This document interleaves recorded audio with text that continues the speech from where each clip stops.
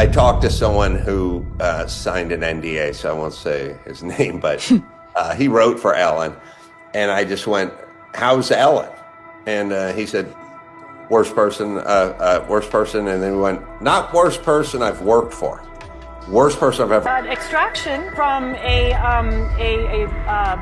piece of skin that came from a young person.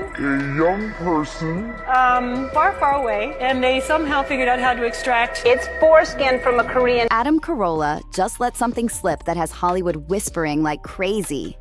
Former Ellen staff are saying that famous talk show set wasn't just a stage, it was a straight-up copy of Epstein's temple on Little Street. James Island, blue and white colors, palm trees, the exact same layout. And here's the wild part. Insiders claim it was no coincidence. Word is, Ellen's talk show gig might have been nothing but a cover. Behind the scenes, she could have been a gatekeeper for some of the same high-powered names tied to that infamous Epstein list. And these insiders aren't just throwing random shade. They're connecting dots most people are too scared to talk about. This is F3. She says she moved to the UK because of Trump, which reminds me of exactly what you were just saying, Adam, that something about Trump himself seems to have triggered the unraveling of very talented people. Do you consider Ellen to be one such case? Well, Ellen has always been a mean person. And it's not, she had her dust up with the press and these stories probably 2 or 3 years ago, but I did her show. And I mean, look, I'll tell you truthfully sort of how it works when you do every show. Every show has its own kind of personality, the show itself, not the on-air show, but the behind the scenes. They all take on sort of the personality of. Adam Carolla isn't known for tossing out names without cause. In a recent interview, he said Ellen's own staff told him shocking things, the kind of stuff they were explicitly warned never to repeat. Now, other sources are chiming in, saying that blue and white set wasn't built just for TV. It was a signal. Apparently, Ellen and Epstein were linked through a tight web of Hollywood and political mutual friends. In that circle, folks don't have to text or call. They send messages through symbols, art pieces, and color schemes. And just last week, brand new photos dropped from Epstein's Manhattan townhouse, showing disturbing artwork and photos featuring some of the same high-profile people Ellen's known to be friendly with. In America, and Republicans who would quite like to undo the right for gay people to get married. I mean, that's back on the table as a debate, I think, absolutely. isn't it? The Baptist Church in America is trying to reverse gay marriage. They're trying to, at the very least, stop it from happening in the future and possibly reverse it. And Portia and I are already looking into it, and if they do that, we're going to get married here. Like the Clintons and former President Bush. And here's where it gets even heavier. Before any of this came out, former staff had already hinted Ellen wasn't only guarding her own reputation, she was guarding the image of people way higher on the power chain.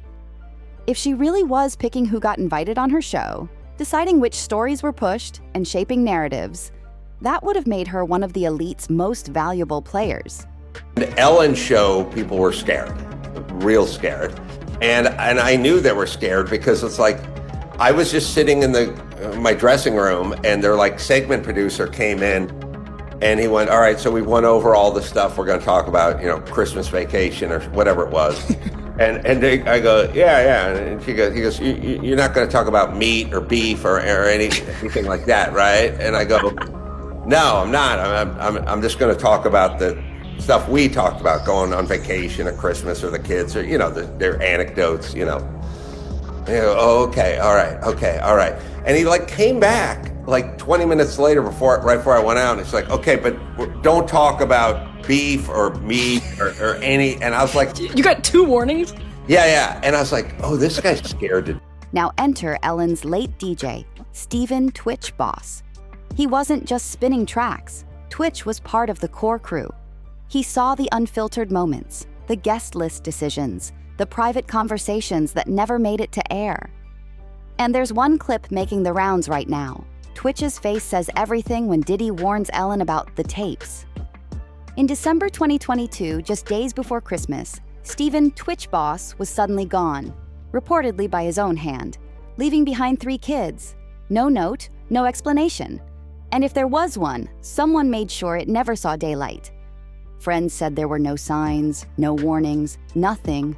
But fast forward 3 years, and his widow, Allison Holker, who just so happens to be one of Ellen's close friends, drops a book claiming Twitch was an addict. That's a bombshell, except there was never a hint of Twitch using substances or even touching alcohol. Meanwhile, Allison herself has public records of drunken outbursts. Now that's suspicious. It makes you wonder, did Twitch know too much? Did he see or hear something backstage that made him a liability? Or was this just one of those coincidences, like the strange death of Ellen's ex, Anne Hesh, who perished in that fiery, bizarre car crash just 4 months earlier? The timing alone feels too twisted to ignore. And here's where it gets downright chilling. If Ellen's blue and white set really was a replica of Epstein's temple, that means it sat there for years, right in our faces. Every celebrity who sat on that couch, every politician who flashed a smile for the camera, they all became part of that image. And if that set was meant to send a signal, Twitch might not have been the only one who recognized it. Now Adam Carolla is saying that all those mean girl rumors about Ellen, that's nothing compared to what's underneath. The way he puts it, she might not just be mean, she could be rotten to her core. This past week, Adam Carolla sat down on After Party with Emily Yasinski and dropped some truly disturbing tea about Ellen and her show. He was reacting to a resurfaced clip from Ellen's interview with English TV host Richard Bacon, where she once again claimed she moved to the UK because of Trump's stance on gay marriage. Ellen even threw in this odd little statement about her and Portia de Rossi, saying they'd get married in the UK if Trump ever reversed gay marriage rights in the US.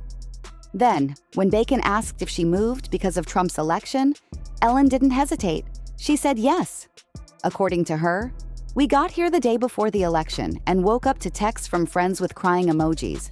And I was like, he got in. And we're like, we're staying here." But here's where the whole thing starts to wobble. This is Trump's second presidency. If Ellen was so spooked by his politics, why didn't she pack her bags back in 2017? That's 7 years ago. The timeline doesn't add up, unless politics wasn't the real reason at all. And this is exactly where Adam Carolla's comments hit hard.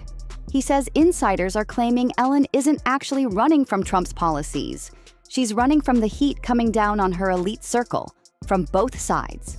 People who worked for her for years say Americans are too busy fighting over left versus right to notice the truth. Epstein's web reached across political lines. And Ellen? She and her producers might be tangled right in that same network. Let's not forget, Ellen's former employees have already blown the lid off the toxic behavior behind the scenes. Several producers were accused of inappropriate conduct and harassment toward young staffers, both male and female, and Ellen didn't fire them until the backlash went public. One ex-employee came forward with a jaw-dropping claim, saying executive producer Kevin Lehman once asked if he could give him a job or perform something sexual in a bathroom during a company party. Another claimed they personally saw Lehman grab a production assistant's private area, in full view of at least 10 people. And according to those same employees, this was brushed off because that's just Kevin being Kevin. Back to Adam Carolla's bombshells about Ellen. He flat out said people on her set were terrified of her, and all those media headlines about her mistreating employees. Adam swears that's not even half the story. He shared one example that says it all.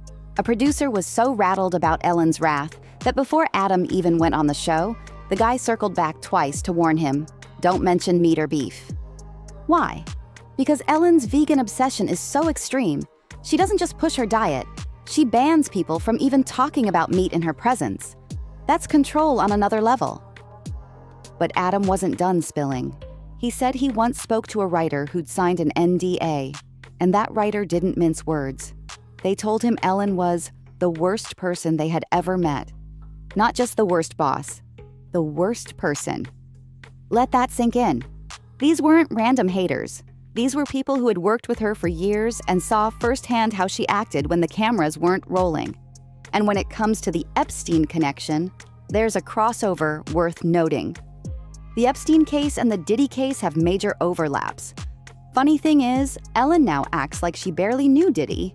But the receipts tell a different story. Back in 2016, for Diddy's birthday, Ellen posted, "Happy birthday, P. Diddy, Puff Daddy, Sean Combs," or as I call him, Cuddle Mix, Snuggle Stuff. You don't need to know why. That's not a casual acquaintance. That's tight. And it wasn't a one-off either. Diddy was one of her favorite guests, racking up 17 appearances on her show. And every single time, it was like the two of them were speaking in some kind of inside code, especially whenever they hinted about those parties. Remember that awkward moment when Ellen gave Diddy that strange, almost icy look while he tried to explain why he likes baby talk? Well, here's the kicker. Multiple people who were part of those so-called freak-offs have said Diddy would hook them up to IV fluids afterward so they could recover. Now rewind to that Ellen Show episode where Diddy arrived late and casually told her he had to rip out an IV backstage. That's not just a quirky anecdote. That's a breadcrumb. So for Ellen to now claim she knew nothing about Diddy's lifestyle, huge red flag. And here's another one. Just weeks after the feds arrested Diddy on September 16th, 2024, Ellen suddenly packs her bags. By November 20th, news breaks that she and Portia had moved to England. A source close to them even said Ellen sold her Montecito estate and swore she'd never go back to the US. And we're supposed to believe this is all just coincidence? Ellen's sudden move to the UK, her longtime friendship with Diddy, her links to others in Epstein's inner circle, and that eerily familiar blue and white set design that mirrors Epstein's temple. Then there's the tragic deaths of Anne Heche and Twitch, just 4 months apart, both surrounded by bizarre circumstances. And now, stories are emerging that global elites have their own secret language, using symbols and designs to send messages. Just look at the recently leaked photos from Epstein's NYC mansion. The same blue and white stripe theme in his bedroom, identical to his temple, and uncannily similar to Ellen's set. This rabbit hole stretches far beyond Ellen, Trump, Diddy, and even Epstein himself, which leaves us staring at one chilling question. How much does Ellen really know? Was she just turning a blind eye, or was she right in the thick of it? If you found this deep dive eye-opening, make sure to like, drop a comment with your thoughts, hit that subscribe button, and I'll see you in the next one.